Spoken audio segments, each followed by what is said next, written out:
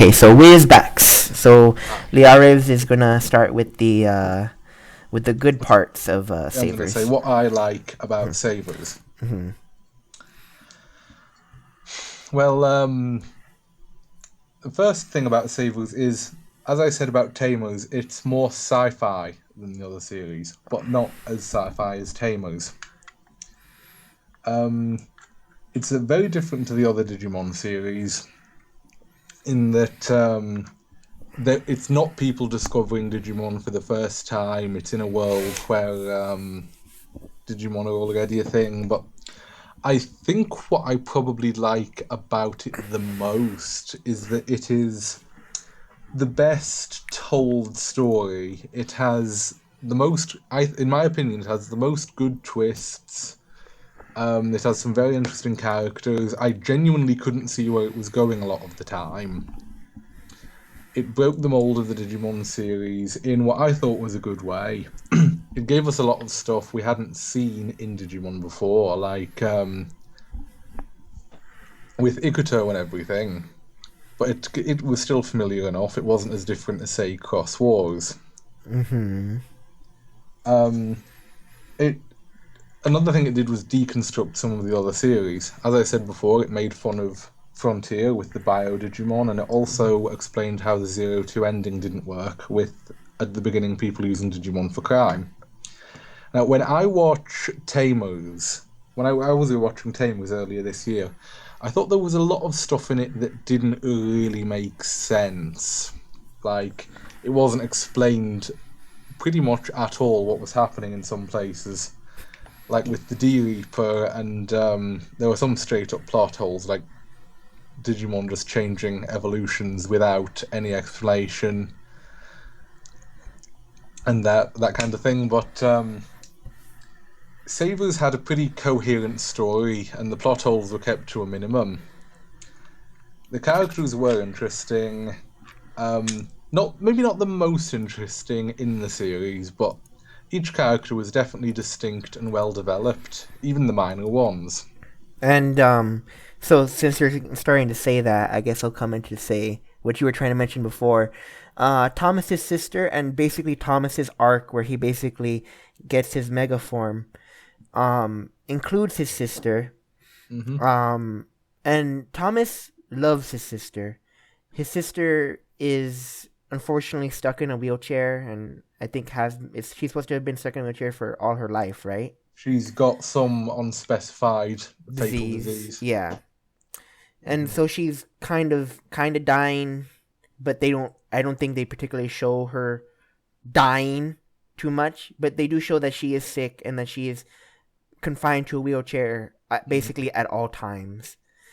So Thomas basically, his thing was that he also has that he's also a doctor because he was really hoping that someday he would be able to find a cure for his sister, right? Or something like that. Yeah.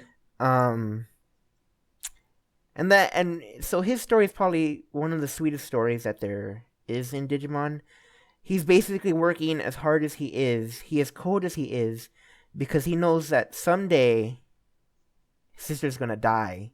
Mm-hmm. Whether or not he wants her to, he doesn't want her to, obviously doesn't want her to, but there's nothing he can do. He's powerless and can't save his sister. And I think with the way he if I remember correctly, the way he finally does get his mega level is that a Digimon comes through and ends up attacking his sister, something like that, right? Well, I think what was going to happen was Kurata was going to do something. He claimed he was going to cure her illness by surgically combining her with a Digimon or something like that. Yeah, something like that, yeah. And he prevented that. Mm. And then he got his burst mode shortly after that. Mm-hmm. It's just a really... I will say that's a really cool arc, and that's probably one of the most emotional moments in the whole show, if not in the whole at least in that series, if not the whole show. It's a really sweet moment, or at least a really sweet story that we get to have for one of these characters. I think Um, the digital world in Savers is probably one of my favorite incarnations of the digital world, except maybe Tamers. But it's still like, a kind of a fantasy world. It is a different planet, but they do play up the digital aspect by having circuit boards visible everywhere and like with and textures not going everywhere. Per se, like there's odd places where there's no textures and there's just a wireframe, which I think is pretty cool. mm, So I thought it had one of the coolest incarnations of the digital world. mm. So is there anything else to say? And I'll say some of the stuff I like about it, and Yeah, I then mean, there is a lot. There's probably a lot more to say, but I can't think of anything quite now, and some might come to me later. mm. Okay. So what do I like about it? Because I am in the camp that I really don't like this series. Hmm. Um, like, well, I do like the new Digimon that they introduced into the world. Hmm. Definitely Galmon, uh, the Galmon and all his line. The the ultimate and mega forms of the new Agumon is actually pretty cool too. Again, the and then when we go into burst modes at the end, which are basically kind of just basically recolors or little additions to them. Yeah, they're just different costumes basically. Yeah, but still they look really nice. Um, Rosemon has to be one of my favorite designs they gave to a Digimon, really. Hopefully, And we'll be and seeing it again in Try. yeah, I mean, and not just because she's basically half naked. No, it's not just because of that. I just really do like her design, and I like how she's a mega level female Digimon and Digimon partner that they never seem to do in any other season except for Tamers. Yeah, Tamers. Except for Tamers. And even then it the only way they get to mega level is when they fuse with their humans and they have to basically share not only share their pain but they could actually die with their Mhm. Digimon in that case. Another Um thing, another thing that I liked about Sabers is it did use the traditional adventure style of evolution, not, with just all the levels and no Jogress or Biomerge or Digicourse or Spirit Evolution or anything like that. And I think it used it very well because and the Digisoul as well, it kind of made the emotional connection needed for evolving a bit less abstract than it was in some of the other series, mm, which I thought was a good thing, making it less abstract. mm. um I guess I should try to give one more good thing. And like I said, besides the Thomas thing, another kind of sweet thing that was going through that again was at least going for a good while was Biomon and Marcus's sister, their kind of story, their kind of arc that was kind of spread through a lot of the show, but never really not particularly focused on except for again one or two episodes. Yeah. But that was really nice. Again, kind of seeing that there's a struggle to keep your friends and that they are still Digimon. They aren't people. You sure they can come back, but you can still lose them. Hmm. Like that was a really cool. That was a nice thing to kind of see. Um, but I think this with that, I'm gonna have to start with the bad unless there's something else you really want to say that's really good. No, I think I've gone over all the main points, but hey, be prepared for me to disagree with you. Okay, so right off the bat, Marcus's only way of getting his Digisoul having to punch Digimon. Hmm. I know it may seem like a really small thing, but it's just so dumb. It's so dumb. I mean, not only does he fall into the trope of being the dumb gogglehead, but Hmm. the only way he can use his power, the only way he can help his Digimon is to punch another Digimon in the face. And this even delayed battles quite a bit sometimes. Like in an episode I watched the other day, there were some flying Digimon, and Lilamon had to pick up Masaru and drop him onto the Digimon so he could punch it. Mm-hmm. And then Agumon had to Greymon then had to throw him at another Digimon so he could punch it. And it's like, that doesn't really add much to the story. That's just annoying. Mm-hmm. And it's just, it's always there. And you're always going to notice it. Because why? Because it's the only way he can fucking Digivolve. And of being the gogglehead of this show, he's always going to be in focus. In almost every episode, he's going to be in focus. And it's just so annoying to have to see that thing over and over and over again. Oh, I'm going to punch something. I'm going to fucking punch something. Yeah, I mean, it's pretty cool the first few times, but it did get annoying after 48 episodes. And then as a gripe, again, I can't remember his name. The wild boy. Ikuto. Yeah, Ikuto. It's kind of a small gripe because he does get better later on, but for a long while he's really annoying. To be one of the main characters and to be pretty damn annoying. Just because of his speech pattern, because of his issues. I mean, come on, they're your real parents. You are a human. You can look in the mirror and see you're a human. We kind of didn't have to drag that out for good 4 or 5 episodes.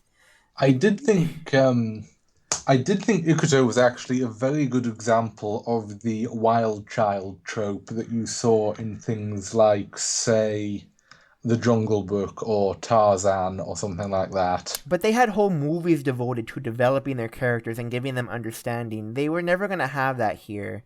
And to have it just stick around longer than it really should have, and even his partner Digimon, he kept showing that, after they had actually met their parents, you really should be a human. He keeps telling him that, that you should try to get to know these people because they are your family.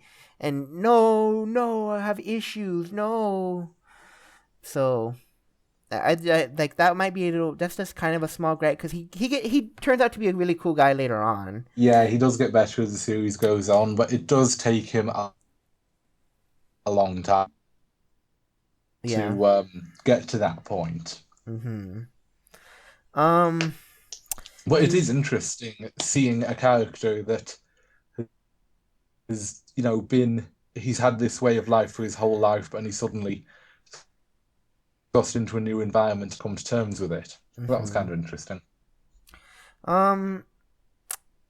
So, but again, just to say one more thing, like you did, you show like the Jungle Book and Tarzan.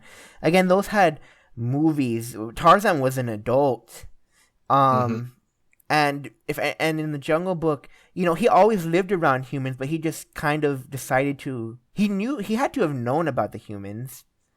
I don't think it was that big a surprise when they wanted to take him back. But they said, no, you have to go back because he'll kill you. The lion will kill you if he finds you.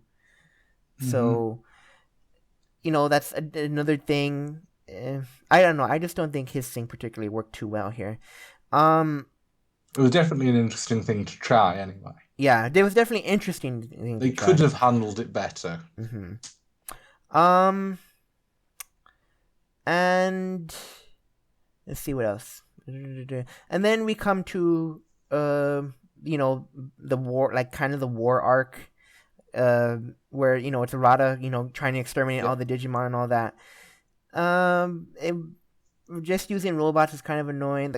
The concept of just these Digimon are a threat, we must eliminate them. Dude, your whole organization is built on the fact of making Digimon work with humans. Well, you helped explore this other world where these other sentient creatures happen to be. So why were they an issue until you caused them to turn against you? In reality, there are people like that in the real world that might be, suspicious of a certain group. I know, but this was literally this is really a whole nother world, and you guys only went in there for so long, and you just automatically decide A, you're gonna hate them, and B, you want to attack them, and then obviously they're gonna hate you, and that ends up basically costing Marcus's dad more or less his life, or at least 10 years of it, you know. So he was kind of, I just didn't like him as a character too much. Did you dislike him in a love to hate villain way, or did you just not like him? No, I just did not like him. If it was a villain kind of way, that would have made it a lot better. That would have made the show a lot better if he was a likable villain. World. Yeah. And then the whole Baphomet thing, again, I said kind of more or less said this when the whole Baphomet thing came about. That was just kind of being ridiculous. That was just being a little ridiculous, really. Like, you probably didn't even need that at all. Like, they could have just brought in the Royal Knights and, basically God. They needed some way to cause so much destruction between the human world and the digital world that Yggdrasil would have to come in and intervene. Yeah, but I mean, they could have just did that with, him doing something, not fusing with a Digimon, and they could have done it like he had some kind of thing where he a bomb or some kind of disease. There were better things they could have done. Again, as I consider him to be a bad villain, so there was a lot of things they could have done. Even with the bad villain, they could have given him good ideas. I mean, it's kind of a standard thing with Digimon, though. It always has to be something with Digimon. But they were, again, like you said that you liked, they were going a lot more for a sci-fi feel. Definitely the fact that he made robots to fight the Digimon, Yeah, but they were like Digimon robots. They were made of the same stuff as Digimon. So you can kind of imagine programming them on a computer, then making them become real, like realizing them in the same way Digimon became real. So yeah, you can imagine. But ultimately they're still just robots. He's using technology to fight basically living creatures, right? Yeah. Like that was cool. That's kind of a cool concept. But him being such a bleh kind of character, and then the second part of his thing, using the very thing he hates, becoming it.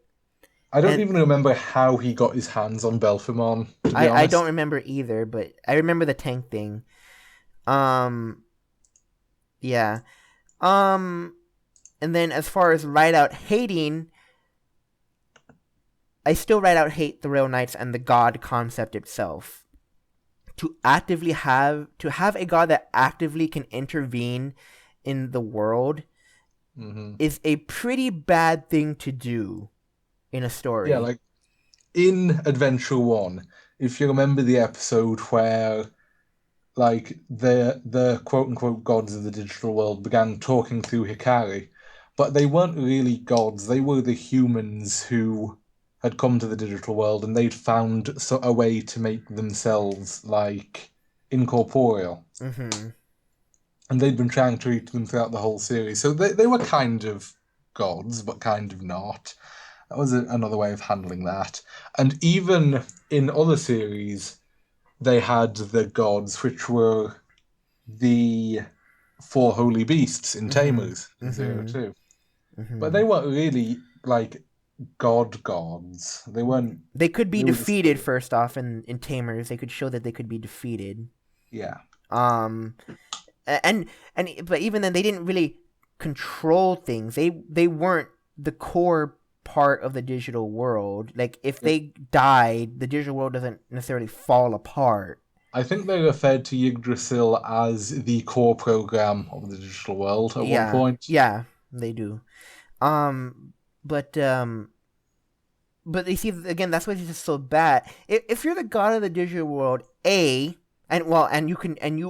have the consciousness to actively intervene in the world, why didn't you help or at least stop errata when he was doing stupid shit. Yeah, that's a good point. Either 10 years ago and now, Mm-hmm. Did or Kurata ever go to the digital world? yeah, No. yeah, he's the one who started the problems. He's the one who started the problems and I mean, ended did he up go to it during the series, though? during the show. Yeah. Yeah, yeah, he had to go there to kill Rukimon. He couldn't bring him out. He had to get him out of hiding. Yeah. Yeah, he did. So yeah, Yggdrasil could have done something then. But maybe he oh, I don't concern myself with such small But matters and I'll only come out when well, the fate of the digital world. it is the fate of the digital world. You see that he's actively permanently erasing Digimon, Mhm. basically erasing someone's soul, and you just let that happen. What if he never got stopped by the human, by the team? What if he Mm. never did? What if there was no one that could ever get back into any other human that could get back into the world? Then you say, "Oops." Yeah. Even after that, why couldn't the Royal Knights do something? Yeah, where were the Again, Royal as Knights a before? concept, the Royal Knights themselves in this world are supposed to be the protectors of the digital world, Hmm. but they didn't do shit until it was way too late. Yeah, The you'd think they would have intervened before, even if, Yggdrasil's like, oh, I don't concern myself with such matters. He must have noticed, if he is omnipresent in the digital world, he must have noticed what Kurata was doing. And even then, isn't when did Masaru's dad meet Yggdrasil? they didn't show that. They just They showed that did. he They did show that he met him at some point, but I think it was implied that it was like pretty close to the present. Like it must have happened shortly before Bancho Leomon met the main characters.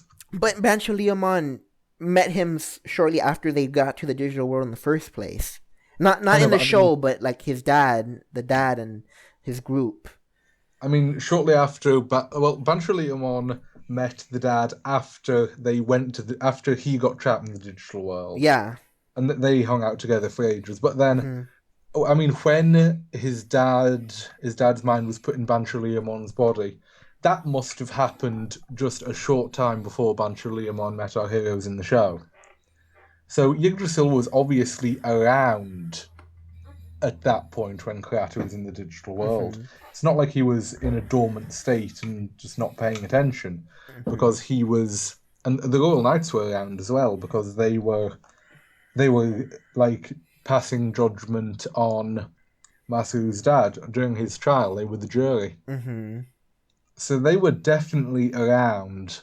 The Royal Knights and Yggdrasil were definitely around And even before Kreator came into the digital world, but they hmm were just kind of sitting not doing anything while he tried to commit genocide against the Digimon. hmm and but even then, why did Marcus's dad have to be the one that was punished? Not only does he not represent all of humanity, he Hmm. wasn't the one who actually did the wrong. Out of the humans, he wasn't actually the one who did anything. I If think Yggdrasil just did think he represented all of humanity. But again, that has to not. You're a fucking god. Like, why would you think that way? You would just think someone has to be punished. I mean, if it was just the Royal Knights, fine. They could think however they want to think. But you're the god of Digimon. You are the god of the whole digital world, and you not only wanted to kill him, then you use his body afterwards. Like, Hmm. why? Well, Yggdrasil didn't have a physical form before that, did he? Well, we don't Like know that for sure. in X Evolution, they depicted Yggdrasil as like a chess piece for some reason. Mm-hmm. And Yggdrasil didn't even have any lines in that. We just know that apparently he sent out all of the evil Digimon to kill Doraemon for Mm. some reason. Well, because he saw him as a threat because of the virus. Yeah. Even though the X virus actually doesn't kill Digimon, it just changes them to kind of not be Digimon, or But at we're least not talking yeah, we're not talking about that, but about yeah, X Evolution right yeah. now. Yeah. I'm going to need to rewatch that if we're going to talk about it. Mm. Um, but yeah, so no, I don't like when they try to use God as a Yeah. character. I really don't, and I think he was handled especially poorly. Um, and then the ending with him. Why does defeating him save everything? Yeah, because they obviously can't kill him. But okay, to be honest, I think I might need to watch the series again, or at least the recap episode to get this. But yeah, because it must have been because they defeated him. He wasn't the one pulling the two worlds together. He was trying to prevent it just as much as they were. Mm-hmm. And I mean, if it wasn't for Bancho Liamon and the Royal Knights holding the two worlds apart, they would have crashed long ago. But I don't even remember what it was that caused the two worlds to separate again. Do you? It was basically, again, when they defeated him, they kind of hit the reset button on the digital world, so it kind of popped back to where it was supposed to be. So they kind of killed him, but he restarted, so the digital world just spawned back into existence, kind of. Because Like he kind of died, but he kind of didn't. Again, I don't like using God as a character because it makes things complicated. yeah. But yeah, basically reset button, you got the digital world fixed. And then God is obviously still alive because you can't actually kill him. hmm I would imagine that Yggdrasil is like there's some kind of universal server somewhere that runs the digital world, and he's like the consciousness of the server or something. Mm. Um. So yeah, I just cannot like this series. I cannot. I don't think I could say I could right out hate it because of those the some of the good designs, the good new Digimon, some good character moments. Did you not But like it from the beginning, or did you like kind of like it from the beginning and then the ending? I tried. Yeah. I think I thought it was okay at the beginning. I don't think I particularly liked it at the beginning because it was following the slow formula, so it's kind of hard to like it at the beginning. But What when Digimon it's series doesn't follow the slow formula? one that really doesn't follow slow, well, Crosswords particularly doesn't. Well, when you mean because yeah, no, because Crosswords is a special case.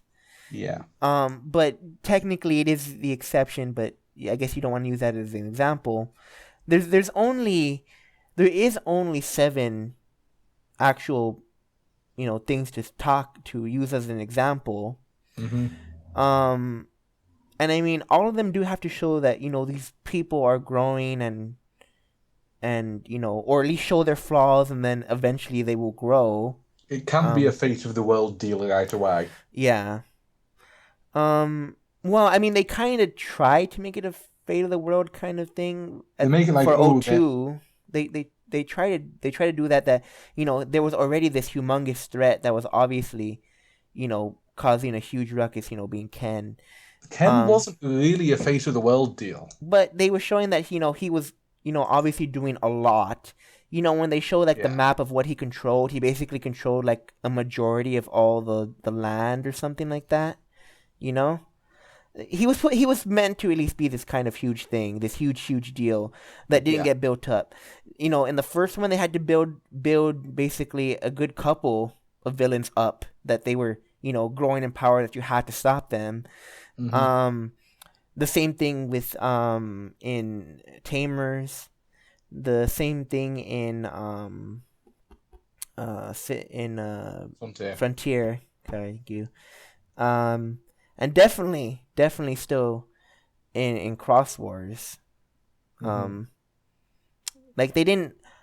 Well, I mean, again, Crosswords being the odd one, which we really talked a lot about Crosswords, because it also too has that thing like O2 where it has this set group of obviously big villains, hmm being the Bagra army, right?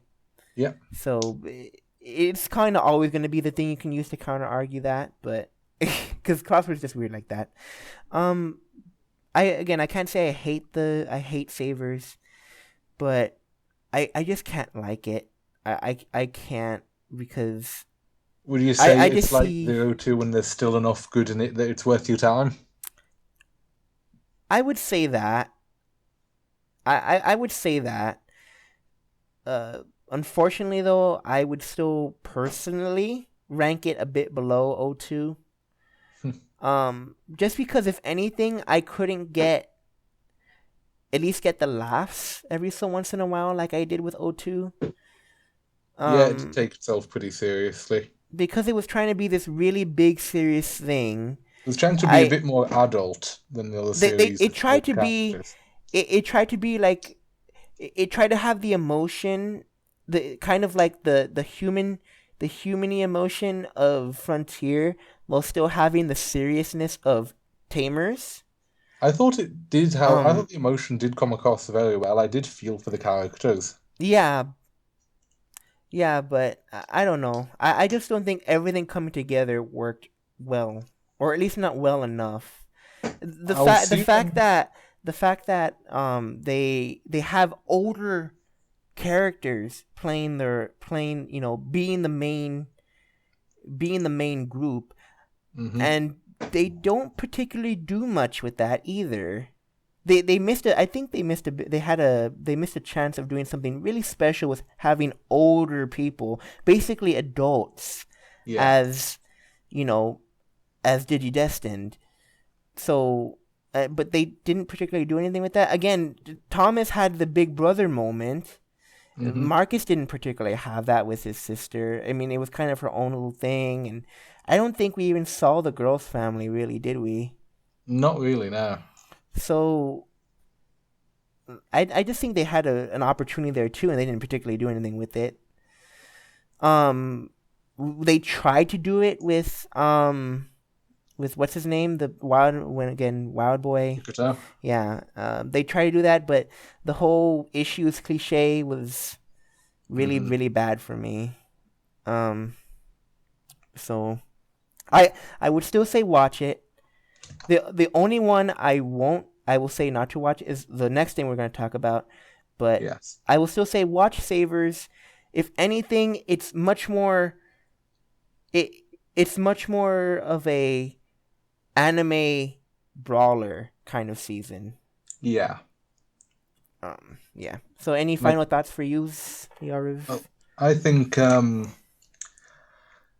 when I watched it the first time, and in the ones I've watched so far, I didn't have any issues with the plot. I didn't like think there were any major out of character moments or any major plot holes, but I may notice some when I rewatch it this time. I really enjoyed the action. It had some of the best fighting in the whole Digimon series, Yep, some pretty big battles. and I really like the designs. Personally, I think it is my favorite series. I do really like Adventure. Adventure has so much heart and so much good stuff going for it. But visually, I think I think Sabers has better art, and Well, it did come later, yeah, it a has better good art. like 12 years later. Hmm. And the characters aren't quite as good as Adventure, but um, the plot moves a bit faster. It doesn't drag as much. They don't keep getting separated and have to get back together. It has pretty much the same level of emotion, and there are no major plot holes that distracted me. Same with Tamers. It has. I don't think the characters are maybe quite as good as Tamers. They don't have the development, but there were some really distracting plot holes in Tamers, and I didn't think but Sabers but really. the characters made up for it so much. You Yeah, they just did. ignore it. Hmm. And there's no card slashing going on in Frontier. hmm Not Frontier, Sabers. what should we call it? Amorek's favorite thing to do, card Yeah. slash. But I would definitely say Sabers is worth your time. Give it a watch. If you don't like it, at least try to power through it because it does get better as it goes on. Okay, so the next thing, and the unfortunate thing, that we have to talk about next is one of the last things, other than Try. I don't know if you want to talk about Try or not, because we don't have too much on Try. I'd rather watch Try again before talking about it. Okay. But either way, but if anything, the last thing we are going to be talking about is the dreaded Digimon Hunters. Mm-hmm. And so we're taking a pause right now. So, yep.